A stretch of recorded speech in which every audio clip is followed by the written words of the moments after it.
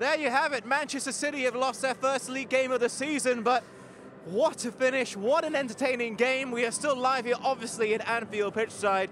Two esteemed guests here, Peter Reid, Gary McAllister. Firstly, is that the most entertaining game in recent memory, at least in the Premier League, for both of you? For me, I just thought it was a fantastic game. It had everything. It had energy. There was shutting down, pressing. Liverpool did it fantastically well. Great goals. The pace of the game was brilliant. And when you get 7 goals, and by the way, some quality goals. Outstanding, Peter. Great it was game. A great advert great for game. the Premier League. I just thought, as Peter says, the intensity. There's been some outstanding games here over the years, you know, in European Cups and UEFA Cups and the Premier League. But that's up with the very best. I thought Liverpool, to get 4-1 up against Manchester City, it's no tall order. Yeah. They played really, really well. Now, obviously, Manchester City won't be dethroned from the top of the table. No. They're too far ahead at this point in time, at least not this weekend.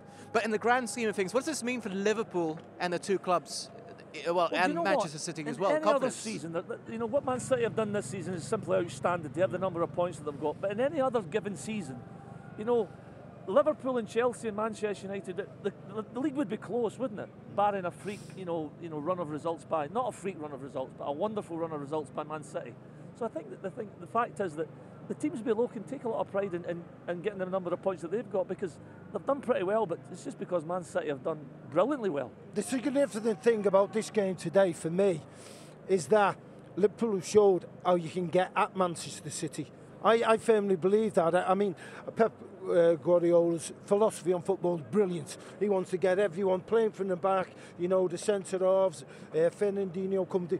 Liverpool didn't let him do it. Yeah. And I think that's a lesson for everyone. I mean, if he sits off against Manchester City, they'll open you up. They will outplay you. They'll open you up. But if you get after them, and you might beat them all the time because they've got some great players. I mean, David Silva was on the bench today, but Liverpool have showed today you can get after Manchester City, and that was it was a pleasure to be here. Don't you agree that you've got to have a few things in your locker to be able to do that? You've got to be able to. You've got to trust your fitness. You've got, you know, Liverpool have got some ultra fit guys that can maintain that. They nearly maintain it right up to 85 minutes, and then they got a little scare at the end as they had to drop off.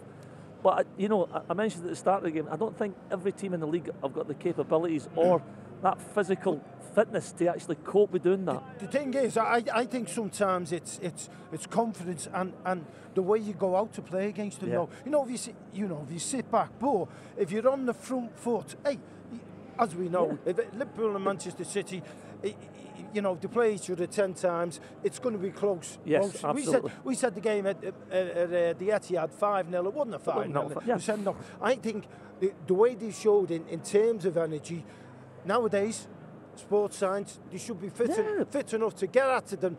But I just thought Liverpool were absolutely outstanding and showed everybody you can if you do it because right, they will continually try and play short passes from the back. They will not. They don't look long. You know, the goalkeeper is looking to get it to the two centre halves, who's then looking to get into midfield, and they won't go away from that. They won't drift away from trying to do that.